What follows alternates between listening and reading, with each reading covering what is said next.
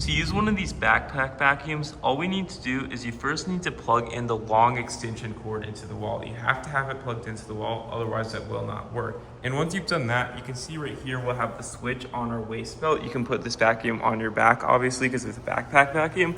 And you can see right here, this is the power. Just turn this on and off just like so. It's obviously not plugged in right now. It's on the waist belt right there. And basically, you can just put this long extension cord, which will basically vacuum the ground when you just put this into the top end of that thing. In doing so, it'll basically just turn on the intensity so you can vacuum the floor using that. That's all you need to do to use this vacuum.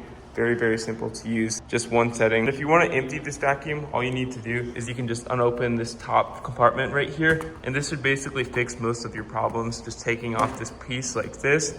And you can always take off this piece just like this and just empty it out into a trash can, obviously, or change the vacuum back like so. That's all you need to do to use this vacuum.